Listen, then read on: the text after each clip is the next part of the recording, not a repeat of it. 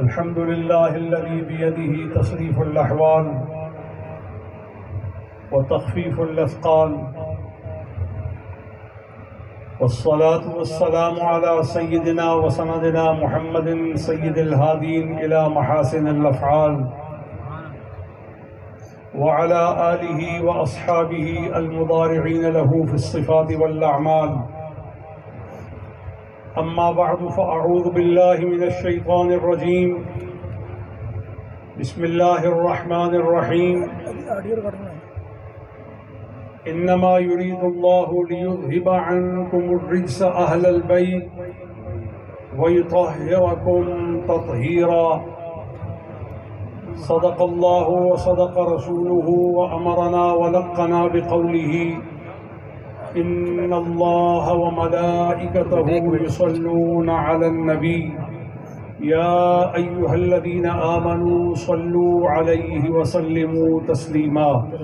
اللهم صل وسلم وبارك وتحنن على سيدنا وسندنا ومولانا محمد وعلى آل سيدنا وحبيبنا ومولانا محمد، وبارك وسلم بعدد كل ذرة 100,000 مرة.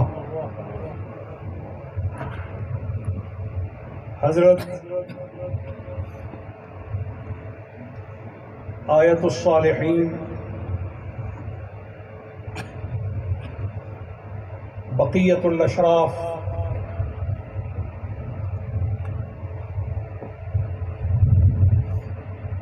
سورۃ الحسینیین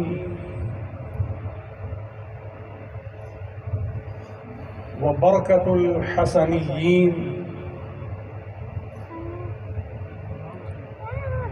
من احفاد النبی صلی اللہ علیہ وسلم، صاحب نسب و نسبت، صاحب عظمت و رفعت، زینت ناک مشرب طاہرین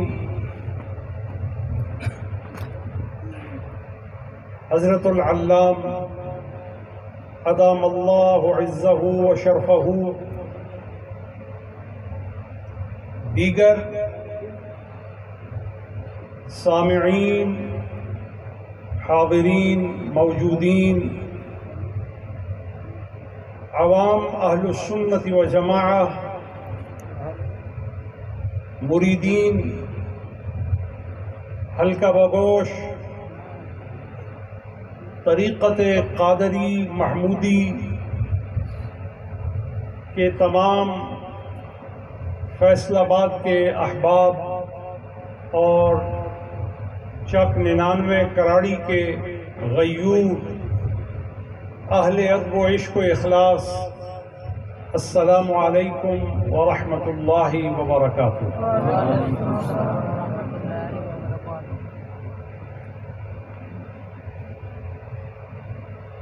محرم الحرام کے ایام ہیں،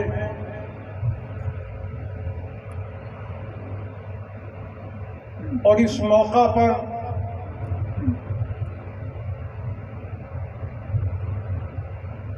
قلب رسا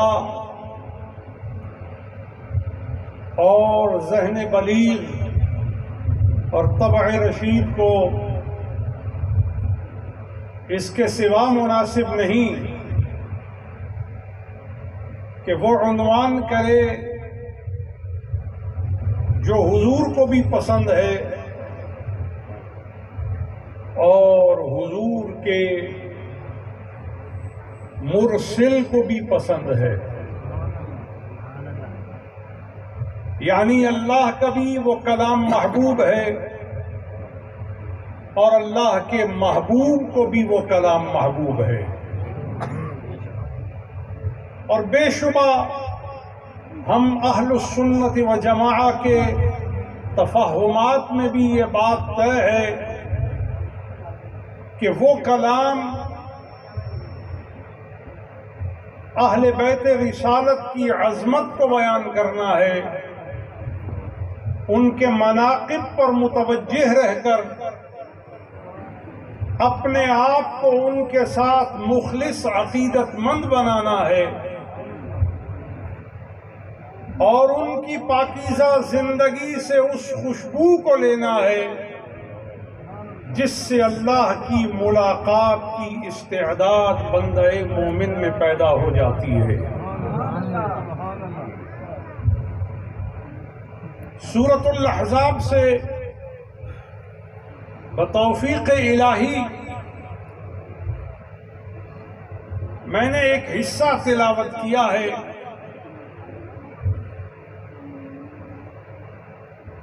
یہ آیت بھی ہے اور اس کے پس منظر میں کچھ درایت بھی ہے کہ حضور شافع المذنبین سید الاولین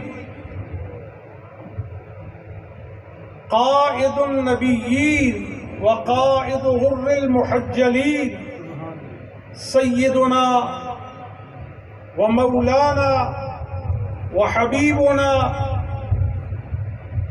اپنے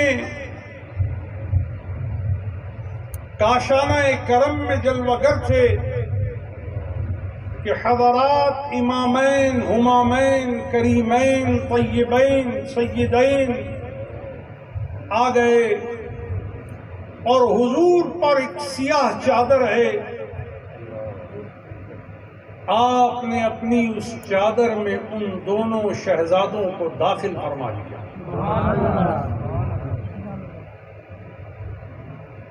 پھر امام الاولیاء باب حقہ یعصوب المؤمنین قرآن ناطق تشریف لے آئے۔ سید العرب تشریف لے آئے، حضور نے ان کو بھی اپنی کملی میں داخل فرما لیا۔ پھر سیدۃ نساء العالمین جگر گوشہ رحمت للعالمین زہرا بطول علیہ السلام وعلی ابیہا وعلی امہا وعلی بعلہا وبنیہا وہ تشریف لے آئیں، حضور نے ان کو بھی اپنی کملی مبارک میں داخل کر لیا۔ اور اس کے بعد متون معتمدہ میں اور ثقات رجال نے اس کو روایت کیا ہے کہ میرے آقا کے لبہائے اقدس پر ایک دعا آئی، اور وہ دعا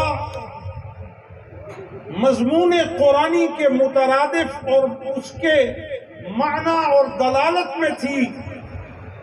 حضور نے حضرت ربانی میں عرض کی، اے اللہ، یہ سب کے سب میری اہل بیت ہیں اور میرے خاص ہیں،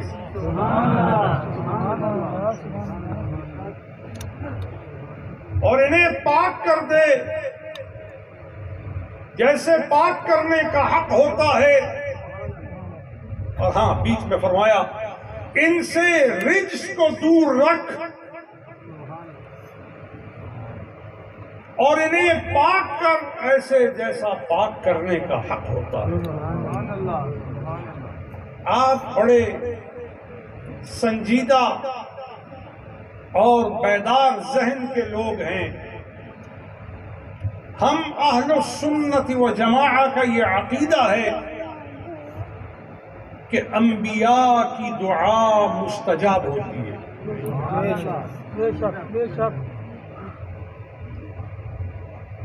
صالحین نے یہ سکھایا ہے کہ جب چاہو کہ تمہاری دعا رد نہ ہو تو فرمایا صغار کو دعا پر ترغیب کرو، ان کو دعا کی ترغیب کرو۔ وہ نابالغ چھوٹے دعا کریں گے تو وہ گناہوں سے آشنا نہیں، گناہوں کا شغل نہیں رکھتے، گناہوں پر کمر بستہ نہیں، ان کی طینت کی پاکی سے اور جسم میں ابھی سیئات کی پلیدی داخل نہیں ہوئی، اس سبب سے دعا کی اجابت بڑی سریع ہے اور اللہ کے ہاں قبولیت یقینی ہے۔ میں پوچھتا ہوں کہ ابھی جس میں گناہ پیدا نہ ہو اس کی دعا کی قبولیت کا اتنا اثر اور سرعت ہے اس کی اجابت میں، تو جس کو اللہ نے شان عصمت سے کائنات میں بھیجا ہو، معصومین کا سید بنا کر بھیجا ہو، اور اہل السنت و جماعہ کا یہ عقیدہ ہے کہ انبیاء معصوم ہیں اور مرسلین معصوم ہیں اور ملائکہ معصوم ہیں، لیکن میں جس معصوم کی عظمت عصمت کے ساتھ دعا پر آپ کو متوجہ کر رہا ہوں، اس کی شان کا عالم یہ ہے کہ معصومین کے جتھے ہزاروں کی تعداد میں صبح بھی ان کے حرم ناز میں حاضر ہوتے ہیں اور شام میں بھی ان کے حرم ناز میں حاضر ہوتے ہیں۔ 70,000 معصومین کا طائفہ صبح آتا ہے اور 70,000 معصومین کا طائفہ شام کو آتا ہے، لیکن جو ایک بار آ گیا اب اس کی نوبت قیامت تک نہیں۔ لیکن میرے آقا نے اپنی امت کو یہ اعزاز دیا ہے کہ جو امتی ایک دفعہ مواجہ پر سلام کر کے دوبارہ پلٹتا ہے، سے بارہ پلٹتا ہے، 4 بارہ پلٹتا ہے، اس کو لطف و کرم یہ ملتا ہے کہ فرشتے بھی تیرے وقت پر نازاں ہوتے ہیں کہ جہاں قدسیوں کو نوبت نہیں ہے تجھے بار بار کی نوبت مل رہی ہے۔ غور کرو، اگر امتی کا یہ مقام ہے تو زہرا بطول کے بچوں کا کیا مقام ہوگا؟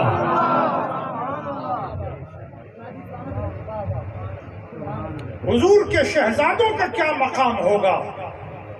حضور کے بہت حبیب صحابی ہیں، بہت احب صحابی ہیں، آقا کریم نے خاص راز ان پر کھولے ہیں۔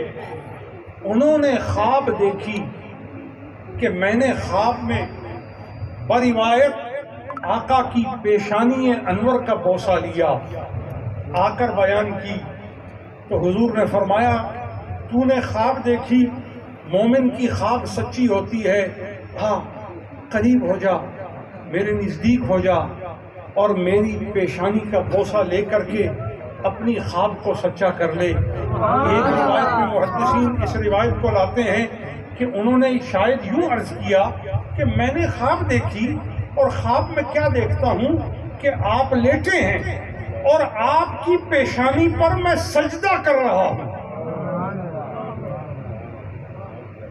اب اس پر محدثین ایک نقطہ لائے ہیں، بڑا لطیف نقطہ، اگرچہ یہ عوام میں بیٹھ کر باتیں کرنے والی بات نہیں ہے، یہ تو درد دل رکھنے والے اور مابین السطور جو رموز ہیں ان پر اطلاع پانے والے جو لیاقت سے مالا مال لوگ ہیں ان کے بیچ بیٹھ کر کے یہ اذان عشق بلند کرنے کی ضرورت ہے۔ لیکن میں سمجھتا ہوں کہ آپ بھی انہی کے وارثوں میں سے ہیں، آپ بھی وہی درد رکھنے والے ہیں کہ اس مرہم کا ایک گوشہ آپ کا بھی حق ہے، تو آپ کی موجودگی میں یہ کہنا اس حق کو جانتے ہوئے اس کی حق بحقدار رسید کے پہلو اور مفہوم کو قائم کرنے کے لیے کہتا ہوں۔ حضور نے جب یہ سنا نا کہ میرا امتی اور امتیوں میں میرا مقرب اور میرے مقربوں میں میرے رازوں سے جسے میری مرضی سے آگاہ کیا گیا ہے وہ خواب دیکھتا ہے کہ میں لیٹا ہوں اور لیٹے ہوئے اس حالت میں ہوں کہ وہ مسجد نبوی میں داخل ہو کر کے میری پیشانی پر سجدہ کرتا ہے۔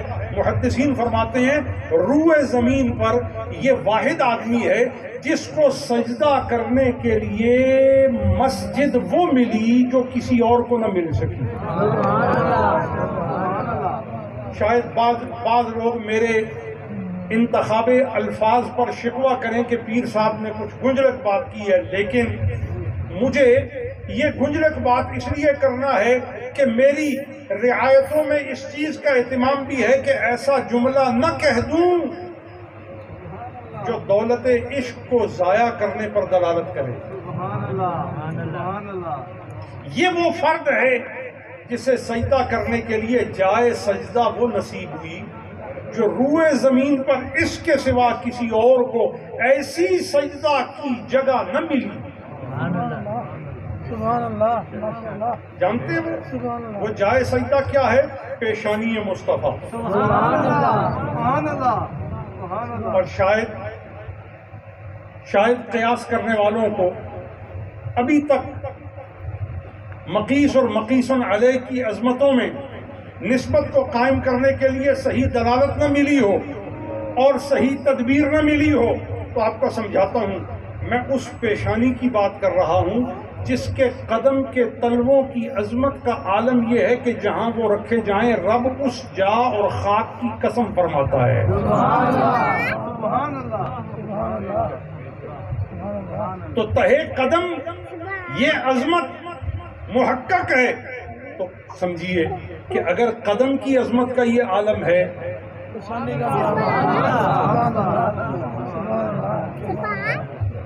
سبحان اللہ، قلب کے بعد چونکہ مقام استقراء ایمان قلب ہے، جہاں ایمان کو قرار ہے اور جہاں اللہ نے ایمان کو رکھا ہے اور خزینہ ایمان جہاں پر جمع ہے۔ اچھا، یہ میرا اپنا استدلال نہیں ہے، قرآن کی آیت ہے۔ اللہ جل جلالہ وعم نوالہ قرآن کریم میں ارشاد فرماتا ہے وَلَكِنَّ اللَّهَ حَبَّبَ إِلَيْكُمُ الْإِيمَانَ وَزَيَّنَهُ فِي قُلُوبِكُمْ۔ اے جماعت مصطفیٰ، یہ تمہاری خصوصیت ہے کہ اللہ نے تمہارے لیے ایمان کو محبوب کیا ہے، تو تمہیں جو ایمان محبوب ہے نا، اسے محبوب بنانے والا فاعل جو ہے وہ اللہ ہے۔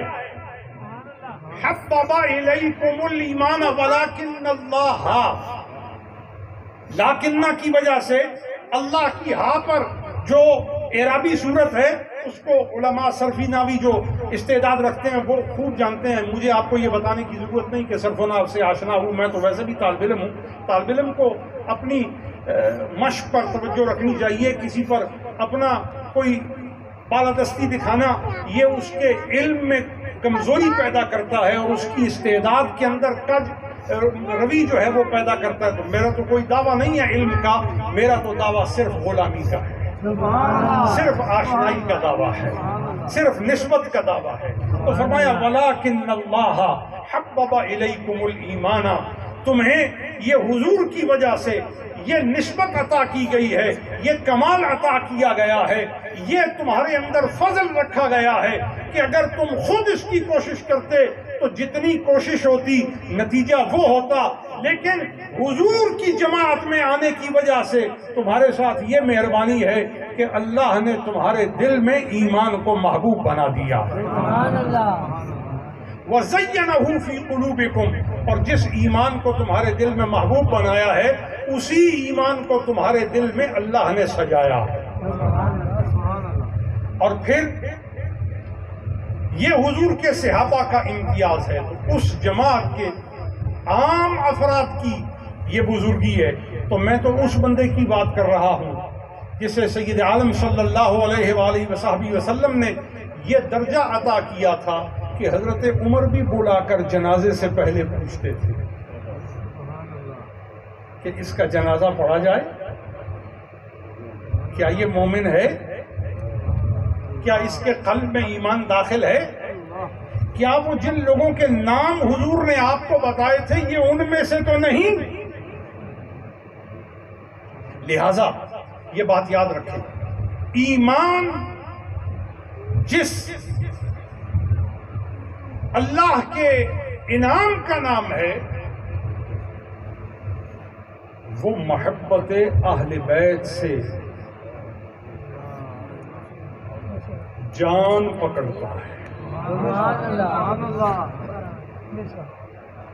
آسان کر دیتا ہوں اس بات کو، اگر آپ سب یہ جاننا چاہیں کہ ہمارے دل میں ایمان ہے یا نہیں تو اپنے سینے کو ٹٹولیے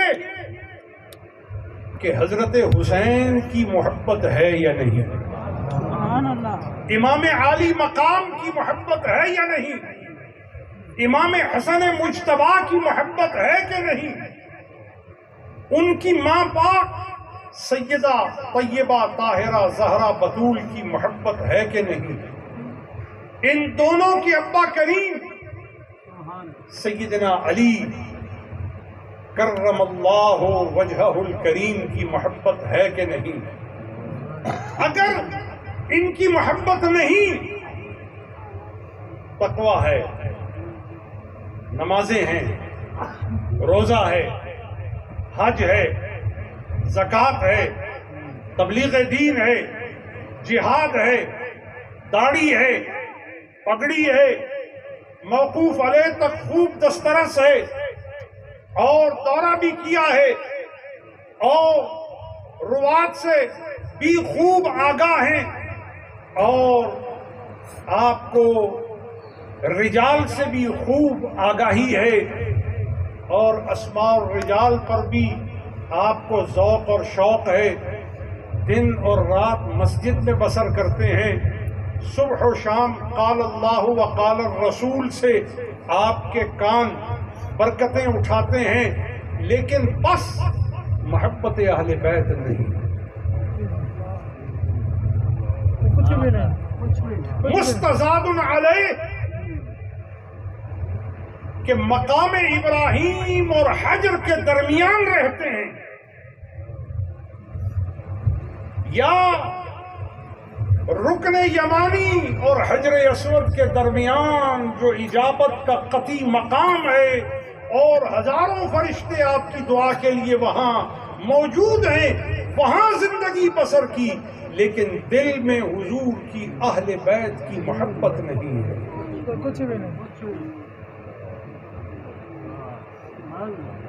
تو جانیے دنیا میں آپ کی جائیداد ہو سکتی ہے، مال و متاع ہو سکتا ہے، دنیا میں آپ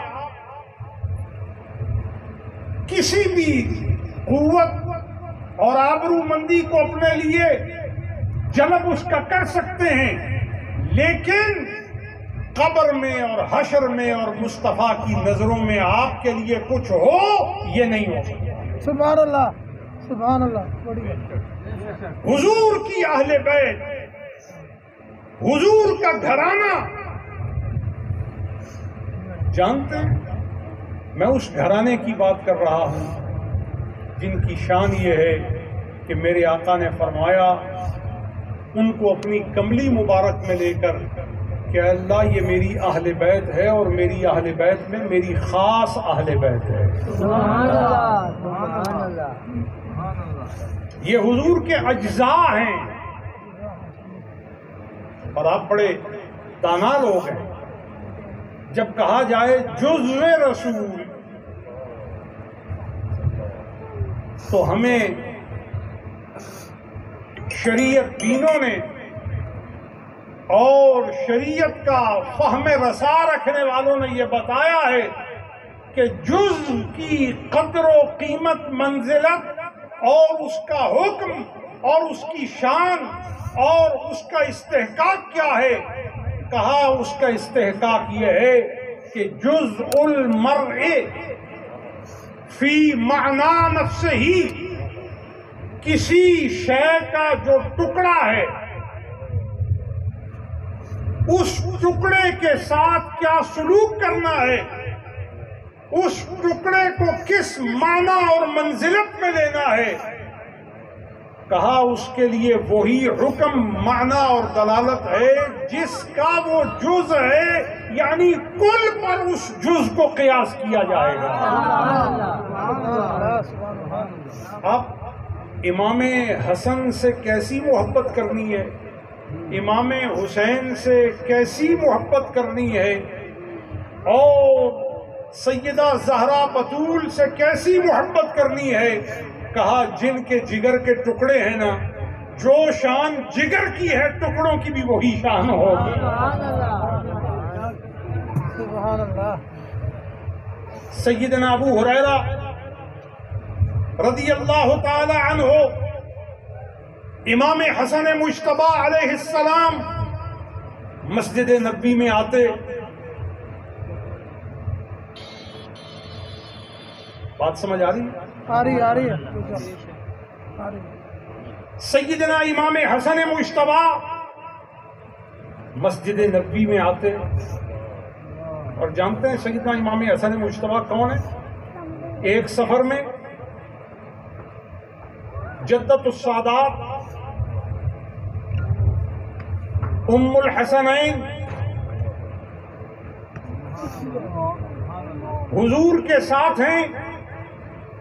راوی کہتے ہیں کہ حضور کو شہزادوں کے، دونوں شہزادوں کے رونے کی آواز آئی، حضور نے اپنی سواری روکی، قافلہ رک گیا، حضور سواری سے اترے اور حضرت زہرا کی سواری کے پاس گئے، اور جا کر کے حضور نے اپنی شہزادی کو فرمایا، زہرا بتول، ان کے جزا سے، ان کے رونے سے، ان کی بکا سے مجھے بڑی ایذا ہوتی ہے۔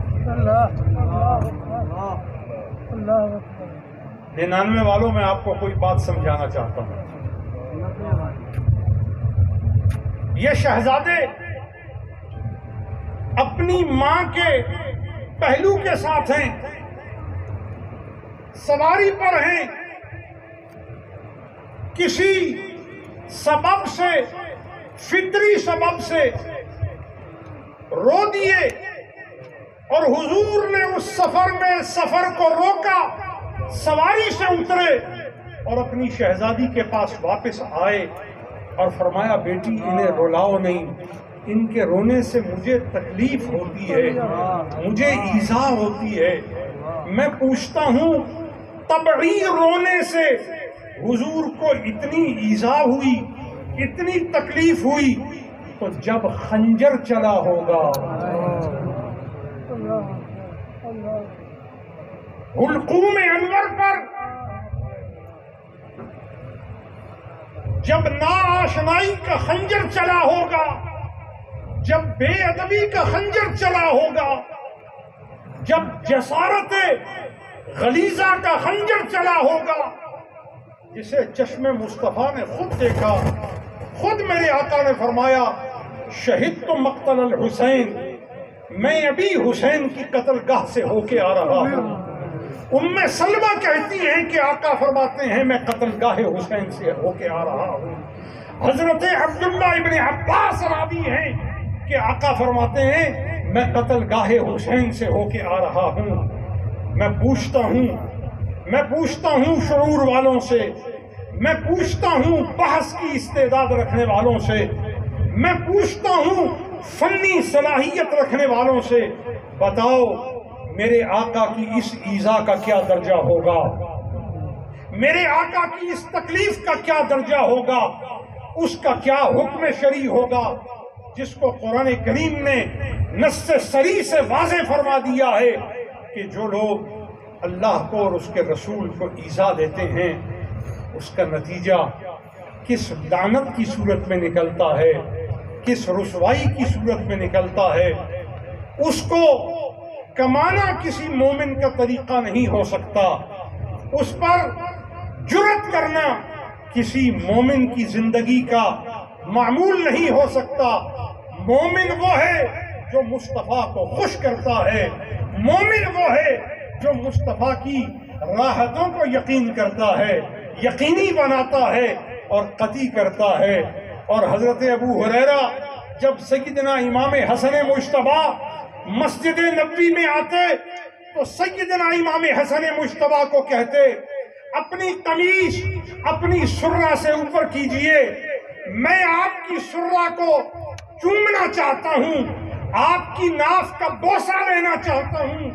آپ اپنی قمیص اٹھاتے، حضرت ابو ہریرہ آپ کی ناف کو چومتے۔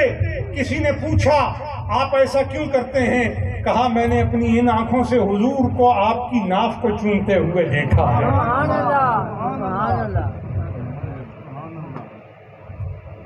پھر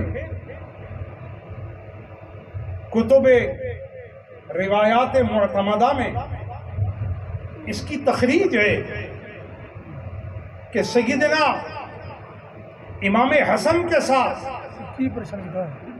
حضرت ابو ہریرہ جب سفر کرتے تو اپنی قمیص سے ان کے پاپوش صاف کرتے، سبحان اللہ۔ ان کے حذائے انور صاف کرتے۔ عمر میں بڑا تفاوت ہے۔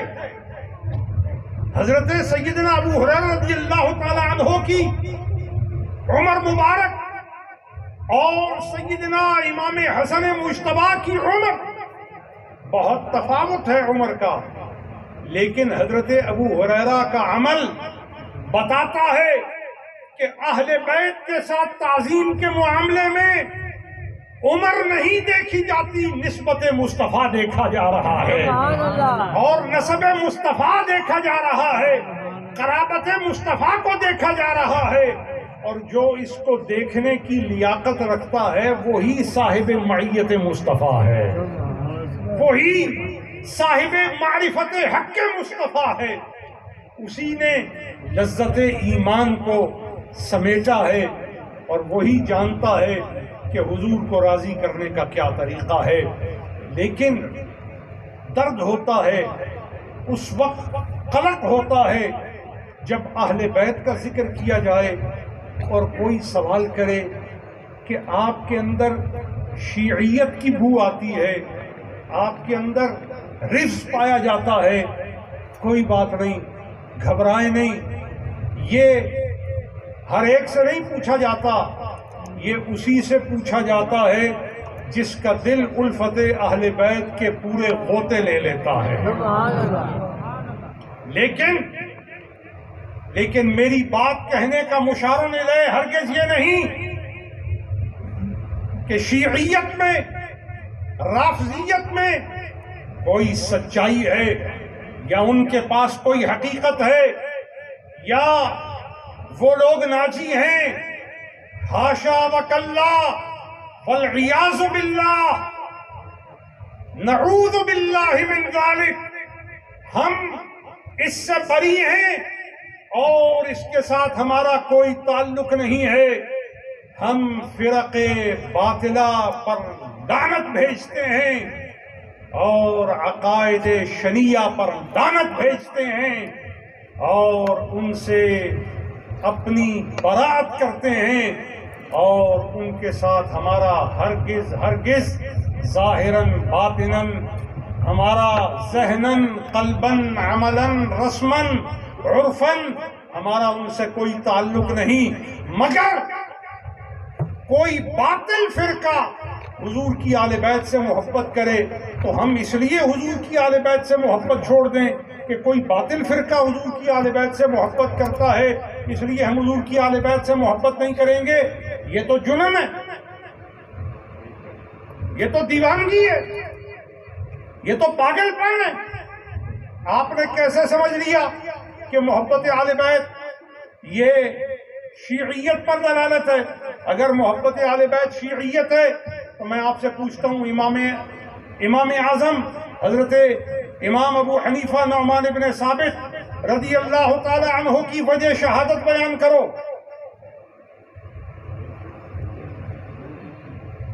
حضرت امام پاک کیسے شہید ہوئے؟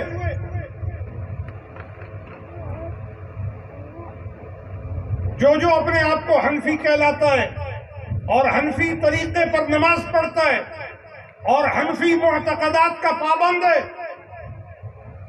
اس کو چاہیے کہ وہ کتابیں ٹٹولے، علماء سے پوچھے کہ حضرت امام پاک کی رخصتی کیسے ہوئی۔ منصور کا دور ہے، حضرت امام پاک کے ترجموں میں جتنی کتابیں لکھی سارے اٹھا کر دیکھو، سب میں موجود ہے۔ منصور کا دور ہے اور حضرت امام پاک نے اولاً حضرت امام محمد باقر کی صحبت اختیار کی، پھر حضرت امام جعفر کی صحبت اختیار کی، پھر آپ نے حضرت زید بن زین العابدین کی صحبت اختیار کی اور ان کی حمایت کی اور ان کی بارگاہ میں نذرانے بھیجے۔ نذرانہ 150 ہزار کا نہیں، میرے پاس حوالے موجود ہیں۔ حضرت امام پاک نے نقد رقم سواری پر کجاوے میں رکھ کر امام زید کے لیے کجاوے میں نقد رقم رکھ کر حضرت امام زید بن زین العابدین کے لیے بھیجی اور کہا جو تحریک آپ چلا رہے ہیں ابو حنیفہ کا مال اس میں لگے تو میں سمجھتا ہوں کہ میرا مال اور میں حضور کی بارگاہ میں قبول ہو گئے تو بخشش کے لیے یہ دلیل ہوگی۔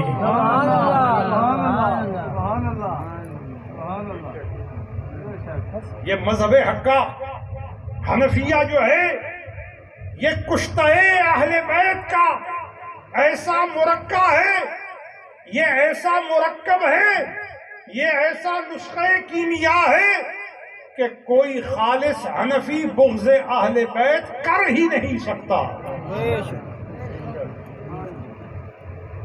پھر حضرت امام زید کے بعد آپ نے حضرت جعفر بن موسیٰ کاظم ان کی حمایت کی، پھر حضرت ابراہیم بن موسیٰ کاظم ان کی حمایت کی۔ یہ بصرہ کی جو تحریک ہے اس کو پڑھیے۔ اور اس کے بعد آپ نے سید محمد نفس زکیہ، آخری بیعت آپ نے سید محمد نفس زکیہ کے ہاتھ پر کی، اور اسی بیعت کی وجہ سے اور اپنا سارا مال ان کی دعوت کے لیے وقف کر دینے کی وجہ سے آپ کو بہانہ بظاہر یہ رکھ کر کے جیل میں ڈالا گیا کہ شاہی پیشکش مسترد کی اور حکومت کی شان میں کمی کی، اس لیے آپ کو جیل میں ڈالا جاتا ہے۔ کتنے لوگ سرکاری عہدہ قبول کرنے سے انکار کرتے ہیں، ان کو کوئی پابند سلاسل نہیں کرتا، اور مستزاد علیہ روزانہ جیل سے نکال کر شہر میں دورہ کرانا اور پھر ننگی پشت پر درے مارنا، اور یہاں تک کہ دروں سے خون بہنے لگے، اور اس خون کے بہنے کی وجہ سے آپ نحیف ہو گئے، اور پھر آپ کو مشروب میں زہر ملا کر اس جرم میں آپ کو جام شہادت نوش کروا دیا گیا کہ ہم نے ہر ظلم آپ پر آزمایا کہ آپ اہل بیت سے دستبردار ہو جائیں، لیکن ابو حنیفہ نے موت پسند کی مگر دامن اہل بیت کو چھوڑنا گوارا نہ کیا۔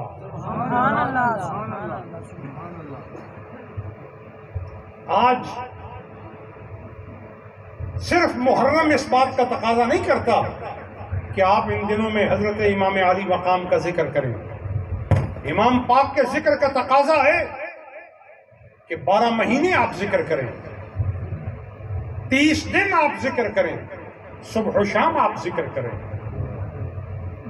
لیکن یہ سمجھ کر ذکر کرنا کہ کوئی باطل فرقہ بھی ان کا ذکر کرتا ہے اس لیے ہم ذکر نہیں کریں گے، تو کل پھر تو آپ ذکر خدا چھوڑ دیں گے یہ کہہ کر کہ یہود ان کا ذکر کرتے ہیں ہم نہیں کریں گے، کل حضرت عیسیٰ کا ذکر چھوڑ دیں گے یہ سمجھ کر کہ عیسائی حضرت عیسیٰ کا ذکر کرتے ہیں ہم ان کا ذکر نہیں کریں گے۔ کیا باطل فرق کی وجہ سے آپ حق کو چھوڑتے جائیں گے، اہل حق کو چھوڑتے جائیں گے، ائمہ کاملین کو چھوڑتے جائیں گے؟ نہیں، ایک مستقل باطل فرقہ ہے آل قرآن۔ کیا اس فرقے کی وجہ سے ہم یہ کہیں کہ آل قرآن باطل فرقہ نے قرآن کو اپنا شعار بنا لیا ہے، اب ہم قرآن کی تلاوت نہیں کریں گے اور اب ہم قرآن کی طرف اپنی نسبت نہیں دیں گے؟ اچھا، ایک اور گمراہ فرقہ ہے، وہ اپنے آپ کو حدیث کی طرف، اگرچہ اہل الحدیث سے اصطلاح میں اور حدیث کی کتب میں جب اہل الحدیث کہا اس سے مراد محدثین ہیں، اور محدثین کے ساتھ وہ طبقہ وہ جماعت اور وہ تعداد جو دن رات بخاری پڑھتے ہیں، مسلم پڑھتے ہیں، ترمذی پڑھتے ہیں، ابو داؤد پڑھتے ہیں، نسائی پڑھتے ہیں، ابن ماجہ پڑھتے ہیں، دارمی پڑھتے ہیں، ابن خزیمہ کو پڑھتے ہیں، مسند احمد ابن حنبل کو پڑھتے ہیں، مسند حمیدی کو پڑھتے ہیں، مسند بزار کو پڑھتے ہیں، یہ اہل الحدیث ہیں۔ کون ہے؟ اہل الحدیث یہ اہل الحدیث ہیں۔ ان کو فنی طور پہ، اصطلاحی طور پہ ان کو اہل الحدیث کہا جاتا ہے، لیکن نام اغوا ہو جاتے ہیں۔ جب وجود اغوا ہو جاتے ہیں، انسان اغوا ہو جاتے ہیں، تو نام اغوا کرنے کے لیے تو کہیں جا کے نقب نہیں لگانی پڑتی اور نہ کوئی آپ کو حصار کرنا پڑتا ہے۔ جرأت ہے، دلیری ہے اغوا کرنا۔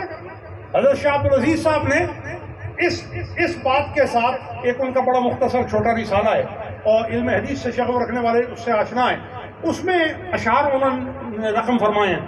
اس میں ایک شعر ہے جو ہمارے لیے اور آپ کے لیے، آپ میں سے جو حدیث کے ساتھ ذوق رکھتا ہے، شغف رکھتا ہے، حدیث کو یاد کرتا ہے، حدیث کو پڑھتا ہے، حدیث پر عمل کرتا ہے، اور حدیث کو یاد کرنے، پڑھنے اور اس کے ساتھ تعلق رکھنے والوں کے لیے باقاعدہ ایک بشارت ہے۔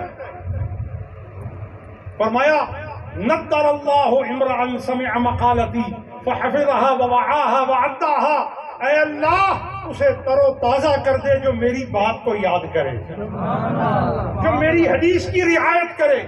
بھئی اکثر لوگ کوشش کرتے ہیں چہرہ خوبصورت ہو، بدنما نہ ہو، دھبے نہ ہو، اور اس پر گہرا رنگ اور اثر نہ ہو۔ تو میں آپ کو بتاتا ہوں چہرہ خوبصورت کرنے کا کیا طریقہ ہے، ہر وقت حدیثیں پڑھو۔ کچھ تو بولو نا، حدیثیں پڑھو، تمہارا چہرہ خوبصورت ہو جائے گا۔ اچھا میں پوچھتا ہوں، اگر الفاظ کلام مصطفیٰ سے اتنی برکت، حسن اور جمال مل جاتا ہے تو نسب مصطفیٰ کا لحاظ کرنے سے کتنی برکتیں اور کمالات نصیب ہو جاتے ہیں۔ حضور کے الفاظ میں برکت، کلام میں برکت، نسبت میں برکت، نسب میں برکت۔ اچھا حضرت شاہ عبدالعزیز صاحب کی بات ختم کرتا ہوں، میں نے اتنی لمبی گفتگو نہیں کرنی تھی، بڑی معذرت چاہتا ہوں، لمبی بات ہو گئی۔ حضرت شاہ صاحب نے یہ فرمایا کہ لوگ یہ سمجھتے ہیں، بات سنا دوں یا ختم کر دوں؟ حضرت شاہ عبدالعزیز صاحب فرماتے ہیں کہ لوگ یہ سمجھتے ہیں کہ حضور کا وہ فیض جو خاص آپ کی حین حیات کے ساتھ متعلق تھا وہ شاید معطل ہو گیا ہو۔ میرا اشارہ اہل علم تو سمجھ گئے ہیں، لیکن عامت الناس کے سمجھانے کے لیے وہ خاص فیض جو حین حیات کے ساتھ خاص تھا، لوگ یہ سمجھتے ہیں، مفہوم بنائے بیٹھے ہیں کہ شاید وہ حضور کی حیات کے ساتھ ہی وہ خاص تھا، اب نہیں ہے۔ مطلب صحابیت، کہ اب کسی کے لیے اس معنی اور دلالت کو قائم نہیں کیا جا سکتا۔ فرمایا نہ نہ ایسا نہیں ہے، اب بھی جاری ہے، لیکن حقیقی اطلاق نہیں ہوگا۔ حقیقی اس فیضان کا اطلاق اور اس اصطلاح کے مصداق ابو بکر ہیں، عمر ہیں، عثمان ہیں، علی ہیں، طلحہ ہیں، زبیر ہیں، عشرہ مبشرہ ہیں، اور مہاجرین ہیں، انصار ہیں، والسابقون الاولون من المہاجرین والانصار والذین اتبعوهم بإحسان رضی اللہ عنہم ورضوا عنہ۔ اس کا اطلاق یہ طبقہ ہے اور یہ درجات ہیں جو قرآن نے سورہ توبہ میں بیان کیے ہیں۔ ہاں یہ اس کا حقیقی اطلاق ہے، مگر معنوی اطلاق قیامت تک۔ سبحان اللہ، سبحان اللہ، وہ اتنی بڑی بشارت مل جائے اور آپ ڈیلی سبحان اللہ کہیں، سبحان اللہ، سبحان اللہ۔ میں آپ کو یہ بشارت نہیں دے رہا کہ قادری ہو گئے ہو، میں اس سے اوپر کی بشارت دے رہا ہوں۔ سبحان اللہ۔ بھئی کسی کو قادری ہونے کی بشارت مل جائے چھوٹی بات ہے؟ حضرت شیخ الاسلام رأس السادات، امام المتقین، رأس المحدثین، جن کے مدرسوں میں ہر سال ہزاروں کی تعداد میں محدثین پیدا ہوتے تھے، اس لیے ان کو پیر پیراں کہا جاتا تھا۔ کیا بات ہے! اس لیے پیر پیراں نہیں کہا جاتا تھا کہ زیادہ لوگ آ کے بیعت ہوتے تھے، اس لیے ان کو پیر پیراں کہا جاتا تھا کہ وہ لوگوں کے پیر جو بنائے جاتے تھے، رہنما اور دستگیر اور روشن ضمیر، اور ان کو راہ حق پر دلالت دینے والے جو لوگ تھے، عبد القادر اس جلیل انسان کا نام ہے کہ ہر سال ہزاروں انسان اس کی صحبت سے نکلتے تھے۔ سبحان اللہ، سبحان اللہ۔ مفسر نکلتے تھے، محدث نکلتے تھے، مناظر نکلتے تھے، اور یہ تو نکلتے ہیں، یہ تو مدارس سے بھی نکلتے ہیں۔ تو آپ کا تفرد کیا تھا؟ تفرد یہ تھا جو محدث بن کر نکلتا تھا وہ صرف محدث نہیں ہوتا تھا، وہ ولی کامل بھی ہوتا تھا، سبحان اللہ، سبحان اللہ۔ وہ صاحب لفظ بھی ہوتا تھا، صاحب معنی بھی ہوتا تھا، سبحان اللہ۔ صاحب تلفظ بھی ہوتا تھا اور صاحب تاثیر بھی ہوتا تھا۔ وہ کانوں میں بھی بات اتارنی جانتا تھا اور دل کے حال کو بدلنا بھی جانتا تھا۔ سبحان اللہ۔ یہ اس مرتبے مثال کی عظمت ہے۔ اور یہ کون ہے؟ یہ امام حسین کے ایک پوتے ہیں، امام حسن کے ایک پوتے ہیں، ان کے احفاد میں سے ایک حفید ہے۔ پشتوں میں آ کر ایک جلیل ستارہ ہے جو اس ذوق کی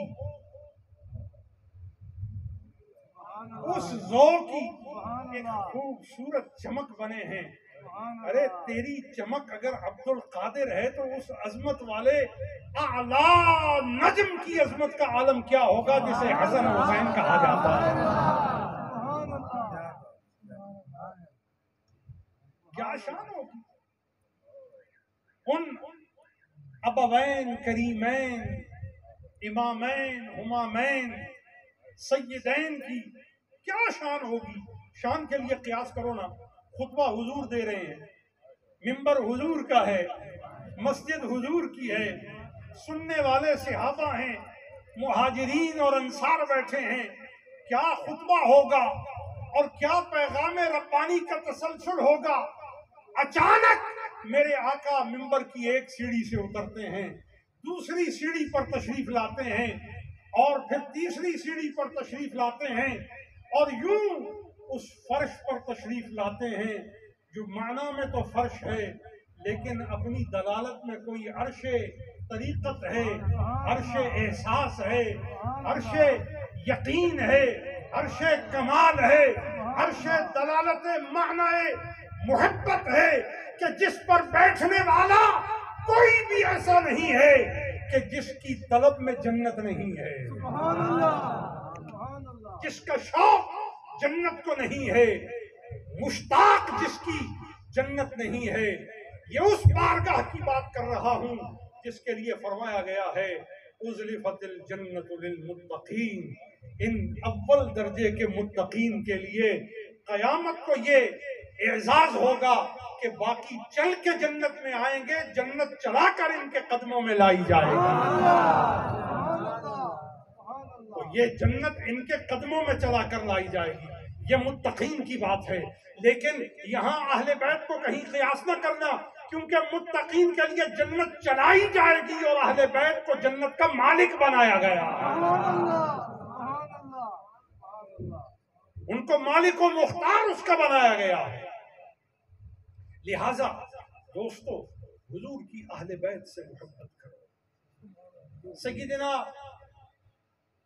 حضرت امام احمد بن حنبل سے یہ بات نقل ہے، آپ فرماتے ہیں جس سند میں حضور کی اہل بیت کے اسماء بطور راوی نقل ہوں،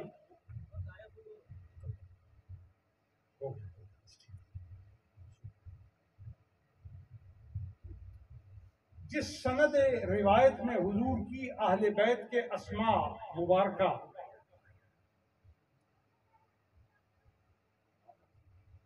اس کی برکت کیا ہے؟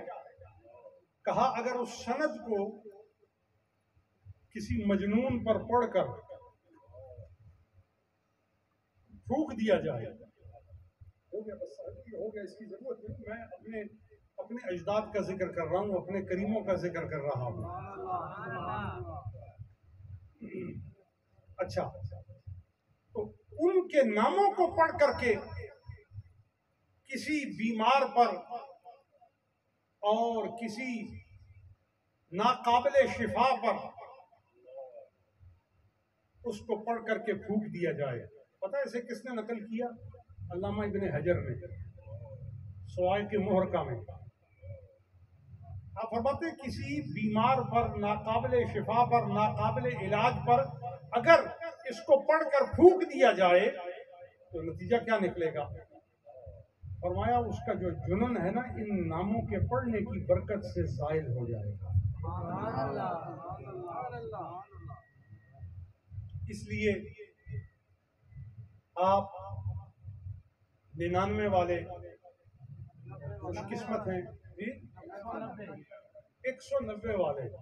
اچھا، وہ 99 ہمارے مرید وہاں سے آئے ہوئے ہیں نا، تو وہ مجھے میرے ذہن میں آ گئے، آپ سے معذرت کے ساتھ، آپ بھی میرے ذہن میں ہیں۔ تو یہ کراڑی چک والے جتنے ہمارے خوش بخت احباب ہیں، عالی قسمت احباب ہیں، بلند اختر احباب ہیں، میں آپ کو مبارک دیتا ہوں کہ آج مجھے اس بات کا یقین ہے کہ اس جگ کی یہ قسمت ہے کہ یہاں جنتیوں کا کچھ اثر دکھائی دیتا ہے، قدسیوں کے آثار دکھائی دیتے ہیں، کیونکہ آپ کے چہروں کی رونق دکھاتی ہے کہ حضور کے محبوبوں سے انہیں محبت ہے۔ یہ بدبخت باپوں اور دادوں کی نسل میں سے نہیں ہے، بڑے خوشبخت باپوں اور دادوں کی نسل میں سے۔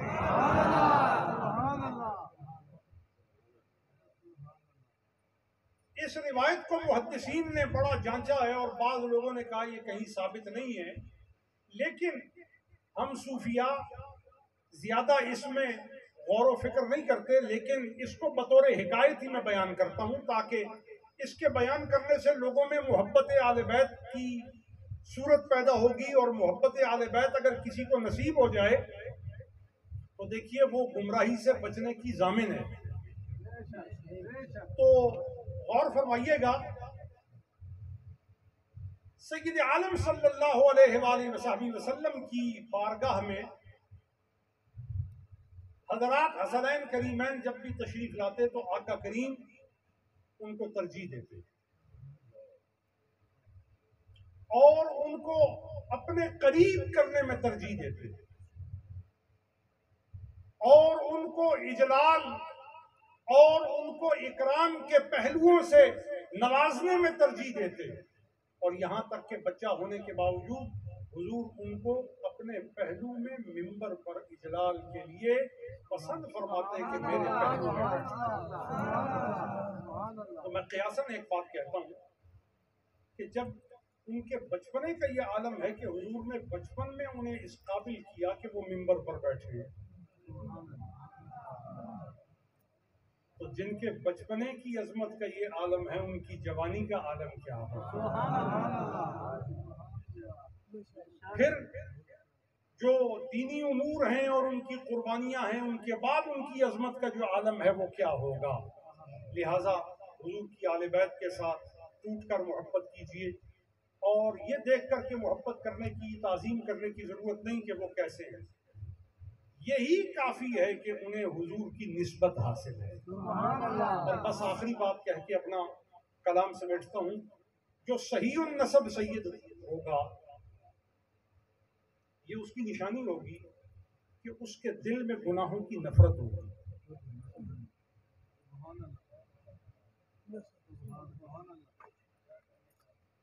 لیکن آپ میری اس بات کو بنیاد بنا کے کسی سید کی بے آبروئیت کا سامان کریں تو میں اپنا جملہ واپس لیتا ہوں۔ کہ قیامت کو حضور کی کچہری لگ جائے کہ تو میری اولاد میں پڑتال کرنے کے لیے لوگوں کو زبان دے آیا ہے؟ بالکل نہیں۔ میری وجہ سے آپ حضور کی آل بیت پر جرأت کریں اور کسی پر آپ عدالت قائم کریں اور محاکمہ کریں، نہیں۔ خیال رکھیں، ہمیں سادات کے بابا کی شفاعت درکار ہے۔ حضور فرماتے ہیں جو میری آل بیت کی ضروریات میں ان کی ضرورت کو پوری کر دے اور ان کا کفیل ہو جائے، فرمایا میں ان کی آخرت کی ضرورتوں کو پوری کرنے کے لیے کفالت کا وعدہ کرتا ہوں۔ سادات کی خدمت میں گزارش کرتا ہوں کہ میرے سید بھائیوں، میرے سید محترم مکرم خاندانی رفقا، آپ کی خدمت میں گزارش کرتا ہوں اپنی وراثت نہ بھولیں۔ وارث اپنی وراثت نہیں بھولتا، اگر وارث ہو وہ اپنی وراثت نہیں بھولتا۔ اور سید کی وراثت زمین نہیں ہے،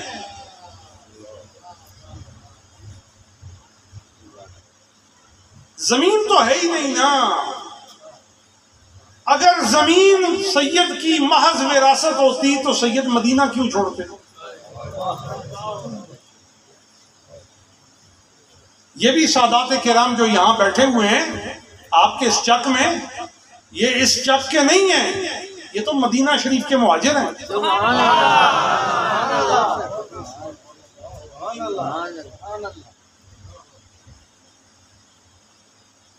یہ نہ سمجھیں کہ یہ فیصل آباد کے سید ہیں۔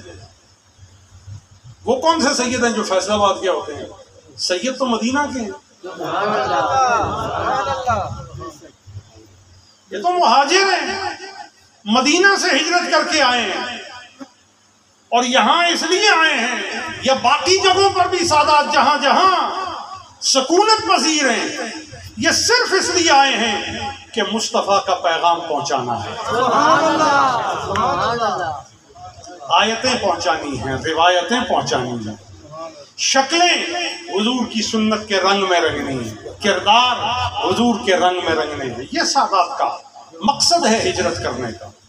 تو میں سادات کی خدمت میں بھی گزارش کرنا چاہتا ہوں کہ میرے سادات بزرگوں، اگر کوئی مجھ سے عمر میں چھوٹا بھی ہے تو بھی میرا بزرگ ہے، میں ہر چھوٹے سے چھوٹا ہوں۔ میں نے کبھی کسی سید سے ملاقات کر کے اپنی عمر نہیں بتائی کہ میری یہ عمر ہے۔ کیوں کہ اگر میری عمر جان کر کوئی سید مجھے اپنے آپ سے بڑا جانے تو میں سمجھتا ہوں کہ میں نے غلط کام کیا ہے۔ حضور کے کسی بچے کو چھوٹے ہونے کا احساس دلا، حضور کی عظیم نسب شریف کے افراد کی تعظیم کرنا یہ سادات کا بھی کام ہے کہ سادات بھی ان کا ادب کریں۔ ہم خود ادب نہیں کریں گے تو غیر کیسے ادب کریں گے؟ اس واسطے سادات کی خدمت میں گزارش کرتا ہوں، زمین ہماری وراثت نہیں ہے، پیسہ ہماری وراثت نہیں ہے، اقتدار ہماری وراثت نہیں ہے، ہماری وراثت ہے قرآن اور حدیث۔ سبحان اللہ، سبحان اللہ، سبحان اللہ۔ اپنی وراثت پر ڈٹ جاؤ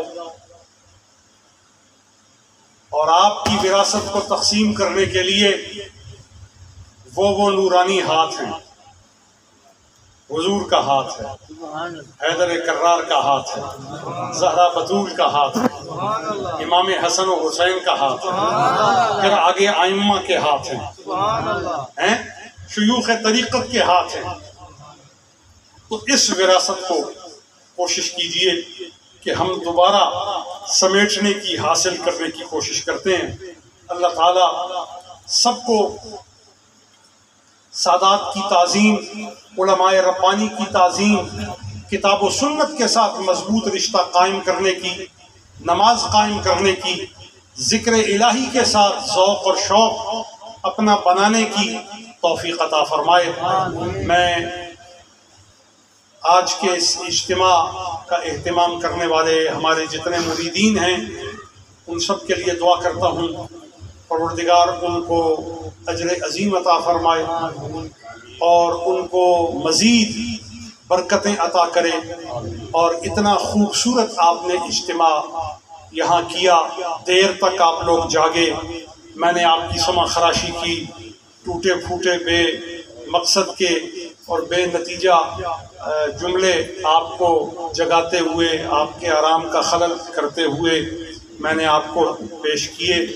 اس میں جتنی کام کی باتیں ہیں وہ رکھ لیجئے گا، اور جو میں نے اپنے پاس سے کوئی بات کہہ دی تو اللہ مجھے معاف کرے، کیونکہ اپنے پاس سے جو بات کہی جاتی ہے اس کی کوئی حیثیت نہیں ہے، نہ اللہ کے ہاں نہ اس کے رسول کے ہاں.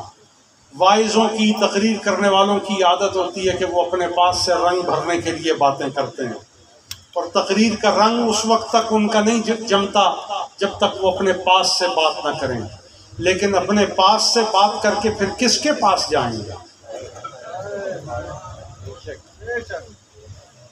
تقریر کا رنگ نہ جمائیں، قرآن و سنت کا رنگ جمائیں. جس پر یہ رنگ جم گیا پھر وہ قبر میں بھی جم جائے گا، وہ پل صراط پر بھی جم جائے گا. اچھا کراڑی والوں، ہم پیر لوگ ہیں تو جاتے ہوئے ہم خوش تب ہوتے ہیں کہ نذرانہ تکڑا ہو. تو میں بھی چاہتا ہوں کہ کراڑی سے خوش ہو کے جاؤں.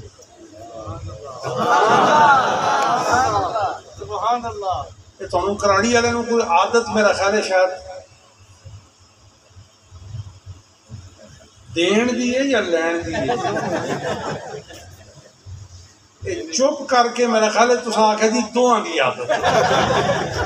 اچھا تو میں آپ کو بہت مبارک دیتا ہوں، اور مبارک دیتے ہوئے آپ سے صرف 3 چیزیں نذرانے میں لینا چاہتا ہوں. سب سے، اور 3 چیزوں سے اپنے نذرانے کو تعبیر کرتے ہوئے آپ اگر وعدہ کر دیں اللہ رسول کو گواہ کر کے کہ ان 3 چیزوں کی آپ میرے ساتھ وعدہ کرتے ہوئے زندگی میں حفاظت کریں گے، اہتمام کریں گے، اور اس کی کبھی بھی آپ بدعہدی نہیں کریں گے، تو آپ کو بھی بڑا فائدہ ہوگا اور مجھے بھی. کیا خیال ہے، اکیلے فائدہ ہو یا 2 طرفہ؟ بھائی میرا خیال کو 2 طرفے ہستے تیار نہیں انسان نہیں، جو چاہتے ہیں 2 طرفہ فائدہ ہو ماشاءاللہ، سلامت رہیں سلامت رہیں. 2 طرفہ فائدے کے لیے صرف 3 وعدے.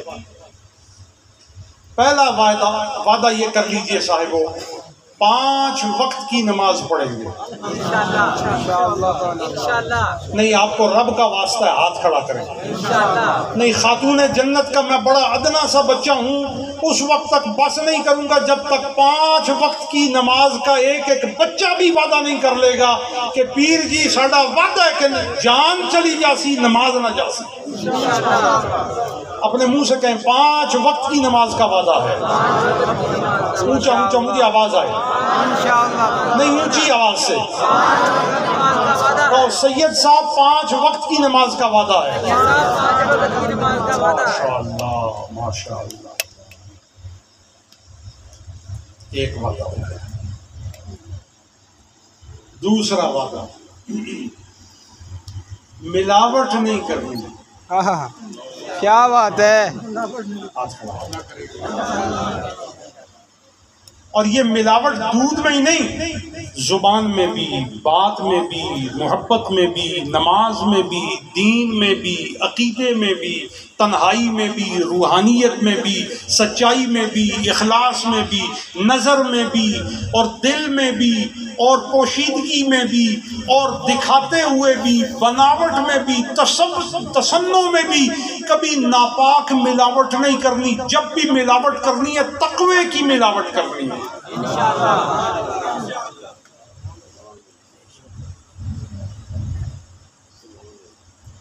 ہو گیا وعدہ.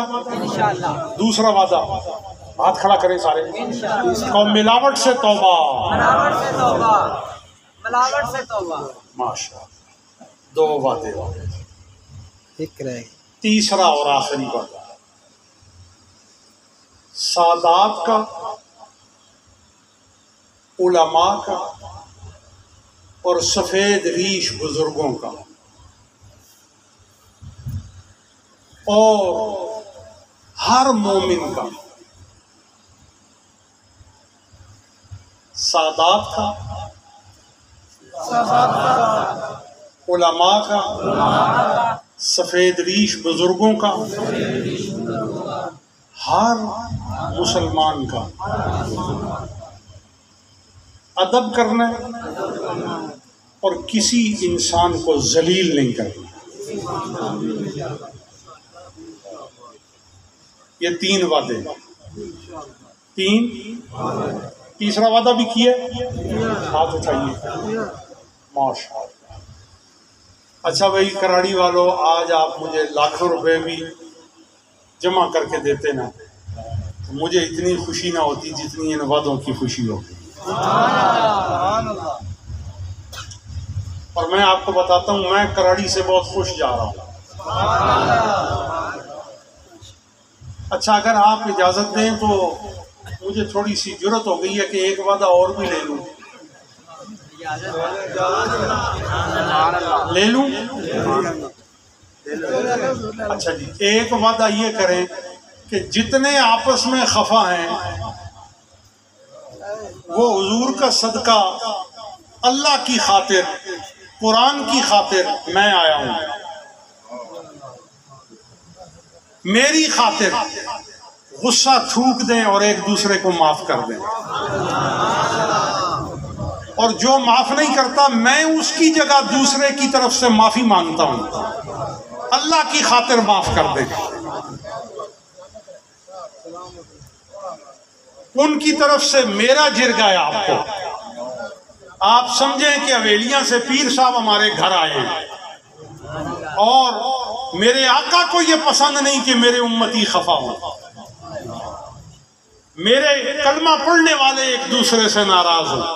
آپ کو اللہ کا واسطہ، اس کے رسول کا واسطہ، حضور کو خوش کریں، اللہ کو خوش کریں، اور آپس میں جو غصہ ہے تھوک دیں اس کو اور اللہ کو راضی کر لیں، اور یہی سمجھ کے معاف کر لیں ہم اسے معاف کر رہے ہیں، وہ ہمیں معاف کر رہے ہیں.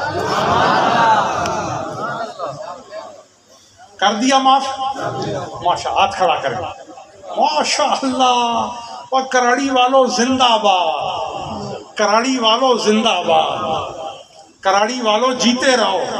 آپ نے آج بہت اچھا کام کیا ہے اور اللہ اور اس کے رسول کو خوش کیا ہے، اور آپ پر اللہ اپنی رحمتوں برکتوں کا نزول فرمائے. اب میرا جو پیغام مجھ سے آپ کو پہنچنا تھا وہ مکمل ہو گیا. اللہ تعالیٰ اس پر مجھے اور آپ کو استقامت عطا فرمائے. آج کی اس محفل میں ہمارے حضرت شاہ صاحب یہاں موجود ہیں. میں یہ چاہتا ہوں کہ محفل کے اختتام پہ وہ سید ہیں، اولاد رسول ہیں، بزرگوں کی اولاد ہیں، اور بزرگوں کی خوبصورت تصویر ہیں، اور حضور کی سنتوں کا خوبصورت عکس جمیل ہیں. وہ دعا فرمائیں اور ہم ان کی دعا کے الفاظ پر آمین کہتے ہیں.